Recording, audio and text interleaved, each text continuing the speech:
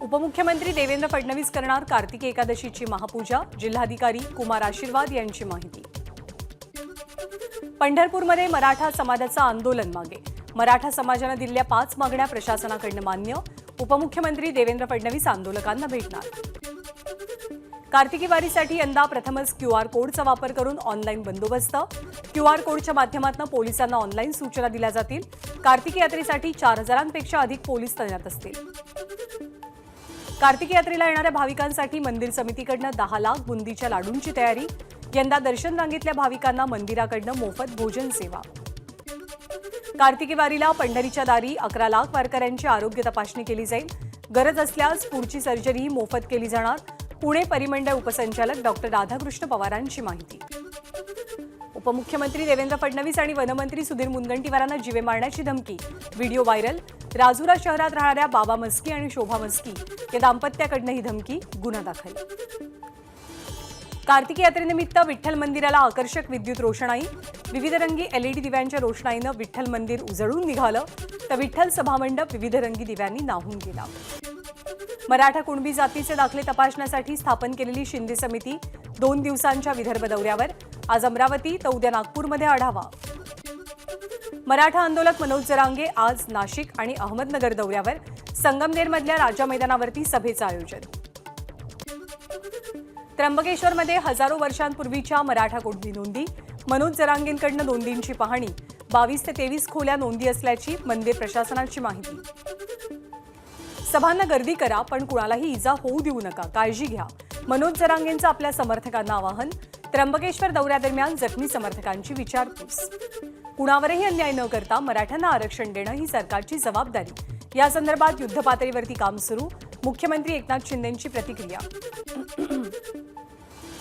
शिवसेना आमदार अपात्रता प्रकरणी आज पुन्हा सुनावणी, 2 सत्रात ही सुनावणी होणार असून 24 नोव्हेंबरपर्यंत सलग सुनावणी पार पडेल। शरद पवारांच्या वाढदिवसाला नागपूरमध्ये इंडिया आघाडीची सभा, उद्धव ठाकरे, सुप्रिया सुळेंसह राज्यातले काँग्रेसचे नेते उपस्थित राहतील। सभेतनं विदर्भातील इंडिया आघाडीच्या कार्यकर्त्यांमध्ये उत्साह भरण्याचा प्रयत्न। मुंबईतल्या जहांगीर आर्ट गॅलरीमध्ये वाईल्ड लाईफ फोटोग्राफीच्या प्रदर्शनाचं उद्धव ठाकरे आणि रश्मी ठाकरेंच्या हस्ते उद्घाटन, डॉक्टर रमाकांत पांडा यांनी काढलेल्या वाईल्ड लाईफ फोटोचं उद्धव ठाकरेंकडूनही कौतुक। वाईल्ड लाईफ फोटोग्राफीच्या प्रदर्शनातील एका फोटोवरनं ठाकरेंची भाजपवर टीका, एक वेळ होती जेव्हा कमळाबाईसोबत वाघ दिसत होता, उद्धव ठाकरेंचा टोला। अकोल्यामधल्या अल्पवयीन मुलीवरच्या अत्याचार प्रकरणी आमदार अमोल मिटकरींनी घेतली नीलम गोऱ्हेंची भेट, पीडित मुलीचा खटला जलद गती न्यायालयामध्ये चालवण्याची केली मागणी। मनसे अध्यक्ष राज ठाकरेंनी बोलावली पदाधिकाऱ्यांची आणि नेत्यांची बैठक, लोकसभा आणि पदवीधर निवडणुकांचा आढावा घेणार। लातूरच्या ट्युशन एरियामध्ये पोलिसांचं संयुक्त कोम्बिंग ऑपरेशन, या भागातील असामाजिक तत्वांवरती वचक बसावा यासाठी पोलिसांची कारवाई, 33 रोड रोमियोंवरती प्रतिबंधात्मक कारवाई।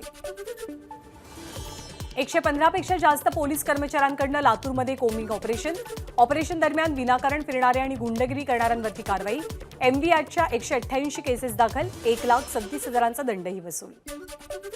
ई चलन दंडाची थकबाकी 20,000 रुपयांपेक्षा जास्त असेल तर आरोपपत्र दाखल होणार, वाहनधारकांना तातडीने दंड भरण्याची सूचना। दिवाळीच्या सुट्टीत एसटी उत्पन्नाचे अनेक विक्रम, 20 नोव्हेंबरला एसटीच्या इतिहासातील विक्रमी 37 कोटी 63 लाखांचं उत्पन्न। असोसिएटेड जनरल्स लिमिटेड आणि यंग इंडियन कंपनीची 752 कोटींची मालमत्ता जप्त, नॅशनल हेराल्ड प्रकरणी ईडीची कारवाई। प्रदूषणाच्या प्रश्नावरनं सर्वोच्च न्यायालयानं केंद्र सरकार आणि पंजाब सरकारला सुनावलं, राजकारण विसरा आणि दुष्परिणामांचा विचार करा, या शब्दात सर्वोच्च न्यायालयानं दोनही सरकारला फटकारलंय। म्हाडाच्या घरांच्या सोडतीमध्ये प्रतीक्षा यादी जाहीर करण्याचा मुंबई गृहनिर्माण मंडळाचा मानस, म्हाडाचा राज्य सरकारला प्रस्ताव मंजूर झाल्यास 1 वर्षाच्या मुदतीची प्रतीक्षा यादी जाहीर होईल। धूळ प्रतिबंधात्मक उपाययोजना न केल्यामुळे कल्याण डोंबिवलीतल्या गृहप्रकल्पांना कामं थांबवण्याच्या नोटिसा, महानगरपालिकेची कारवाई। मुंबई शहर आणि उपनगरातल्या हॉटेल्सवरती राज्याच्या अन्न आणि औषध प्रशासनाची करडी नजर, तपासणीनंतर 180 हॉटेल्सला नियमांचं पालन करण्याची नोटीस, तर 20 हॉटेल्सला बंदीची नोटीस। औषधांच्या खोट्या आणि दिशाभूल करणाऱ्या जाहिराती प्रसिद्ध केल्यास कंपनीला 1 कोटींचा दंड ठोठावला जाईल, सर्वोच्च न्यायालयाचा महत्त्वपूर्ण निर्णय। मुंबई महानगरपालिका आणि पश्चिम रेल्वेकडून गोखले पुलाची उभारणी, गोखले उड्डाणपुलाच्या गर्डर उभारणीसाठी 20 दिवसांचा रात्रकालीन ब्लॉक. अमरावती एक्सप्रेस घाटकोपर स्थानकावर 2 तास थांबवल्यामुळे प्रवासी संतप्त. प्रवाशांच्या गोंधळानंतर रेल्वे अमरावतीच्या दिशेने मार्गस्थ. नागपूर मेट्रोच्या नोकर भरतीमध्ये मोठ्या प्रमाणात अनियमितता. आरक्षण डावलून नोकर भरती. अजित पवार गटाचे प्रशांत पवार यांचा आरोप. भिवंडी महापालिकेच्या शिक्षकांचा आंतरराष्ट्रीय बॉडी बिल्डिंग स्पर्धेमध्ये यश. मिस्टर युनिव्हर्स 2023 मध्ये रौप्य पदकाची कमाई. शिवडी न्हावाशेवा सागरी सेतूचं लोकार्पण 25 डिसेंबरला पंतप्रधान मोदींच्या हस्ते होण्याची शक्यता. सागरी पुलामुळे नवी मुंबई ते मुंबई प्रवास अवघ्या 20 मिनिटांमध्ये शक्य. ठाण्यातल्या वागळे इस्टेट परिसरातील श्रीनगर पोलीस स्थानकातील छताचं प्लास्टर कोसळलं. सुदैवानं जीवितहानी नाही, पण छताचा उर्वरित भागही धोकादायक असल्याचं आपत्कालीन विभागाकडून स्पष्ट.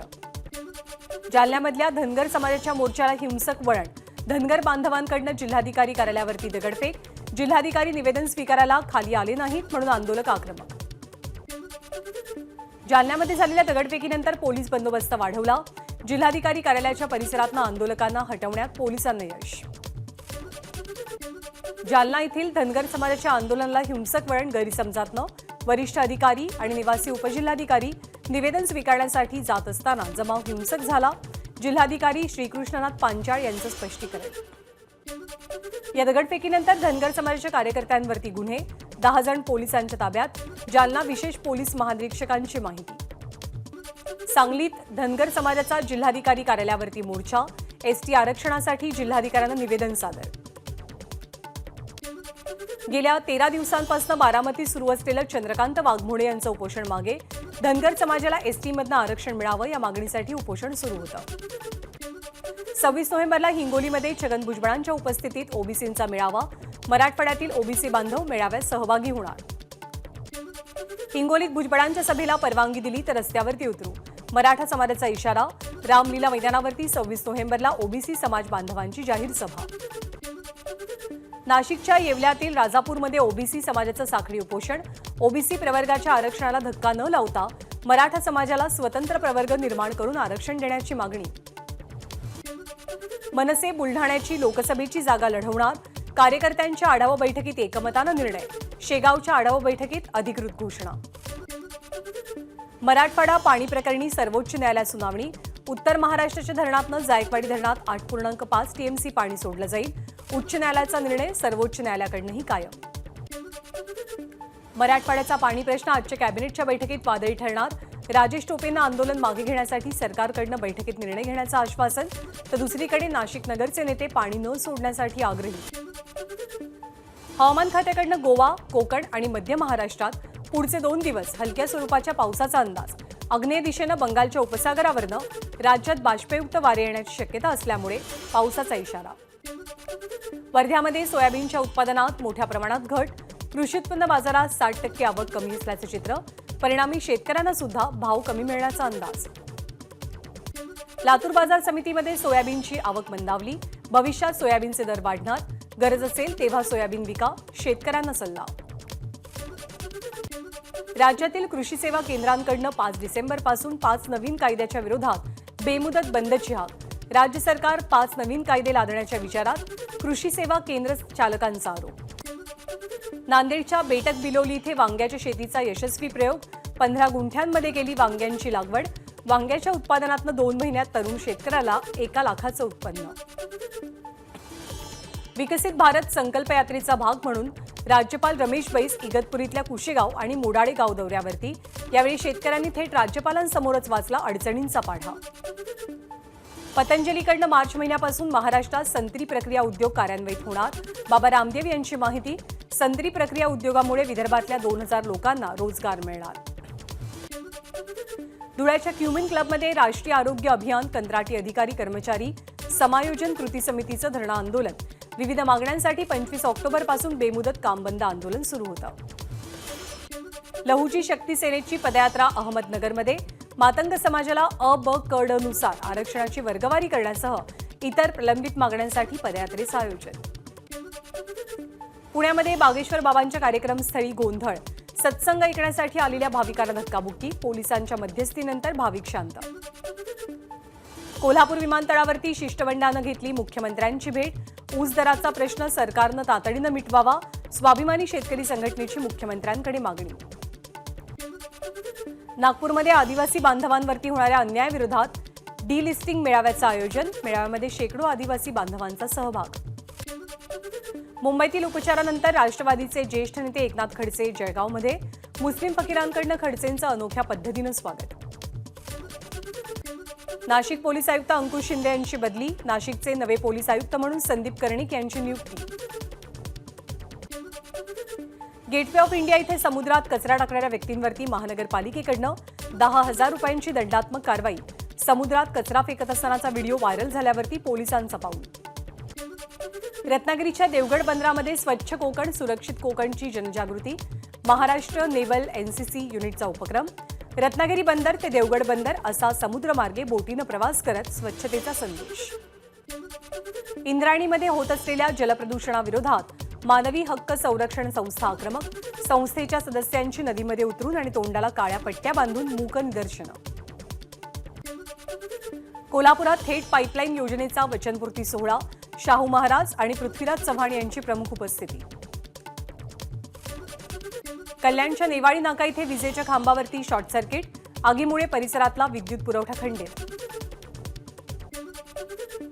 महाबळेश्वरमध्ये घोड्यावरनं रपेट मारताना पर्यटकासह घोडा दरीत कोसळला. दरीमध्ये 30 फुटांवरती घोडा अडकल्यामुळे अनर्थ टळला. घोडा आणि पर्यटक जखमी. गोंदियात भर रस्त्यात दुचाकीनं पेट घेतला. गोंदिया कोहमारा महामार्गावरची घटना. बॅटरीवरती चालणारी दुचाकी जळून खाक. एसटी चालकाचं नियंत्रण सुटून 4 ते 5 गाड्यांना एसटीची धडक. पुण्याच्या हडपसरमधल्या रामटेकडी परिसरात ही घटना. 6 जण जखमी. नांदेडच्या लांडगेवाडीजवळ असलेल्या शेतातील घरावरती दरोडेखोरांचा दरोडा. जवळपास 72,000 सोनं चांदी लंपास. मारहाणीमध्ये पती पत्नी जखमी. दरोडेखोरांच्या विरोधात गुन्ह्याची नोंद. रेल्वे तिकीट नसल्यामुळे तिकीट निरीक्षकासोबत झालेल्या वादानंतर तरुणाची धावत्या रेल्वेतनं उडी. नागपूरच्या कामठी स्टेशनच्या महाराष्ट्र कोल्हापूर एक्सप्रेसमधली घटना. तरुण गंभीर जखमी. शंकरा नेत्रालयाचे संस्थापक डॉक्टर SS बद्रीनाथ यांचं निधन. वयाच्या 83व्या वर्षी घेतला अखेरचा श्वास. राजस्थानमधल्या विधानसभा निवडणुकांचा प्रचार शिगेला. काँग्रेसचं सरकार आलं तर महिलांना वर्षाला 10,000 रुपये देणार, तर 10 लाख रोजगार देण्यासह 4 लाख सरकारी नोकऱ्या देण्याचंही आश्वासन. परकीय निधी कायद्याचं उल्लंघन केल्याप्रकरणी बायजूसला 9,000 कोटींच्या भरपाईचे आदेश. काही महिन्यांपूर्वी ईडीकडनं बायजूसशी संबंधित ठिकाणांवरती छापे. छापेमारीमध्ये अनेक आक्षेपार्ह डिजिटल डेटा हाती लागल्याचा दावा. 36 तासात फेसबुक, गुगल आणि युट्यूबवरनं डीप फेक व्हिडिओज हटवा. केंद्र सरकारचे व्हिडिओ अपलोड करताना आदेश. 36 तासानंतर डीप फेक व्हिडिओ अपलोड करणाऱ्यांवरती कडक कारवाई केली जाईल. कोचिंग क्लासेसमुळे विद्यार्थी आत्महत्या करत नसून पालकांच्या अव्वाच्या सव्वा अपेक्षा पूर्ण न करता आल्यामुळे आत्महत्या करतात, सुप्रीम कोर्टाचं मत. कोर्टातील क्लासेसवरती निर्बंध लावण्याची याचिका कोर्टानं फेटाळली. मुंबईतील डॉक्टर अनिरुद्ध मालपाणींकडनं ही याचिका दाखल झालेली होती. आता शाळेच्या पाठ्यपुस्तकात रामायण आणि महाभारताचे धडे दिले जातील. NCERTची केंद्र सरकारकडे शिफारस. अनेक विद्यार्थ्यांमध्ये देशप्रेम आणि आपल्या संस्कृतीची जाण याबाबत कमतरता. NCERTचं मत आणि यावरती उपाय म्हणून रामायण आणि महाभारताचे धडे समाविष्ट करण्याचा निर्णय. राम मंदिराच्या उद्घाटन सोहळ्याला येणाऱ्या भाविकांसाठी अयोध्येमध्ये टेंट सिटीमध्ये 80,000 भाविकांच्या निवासाची सोय.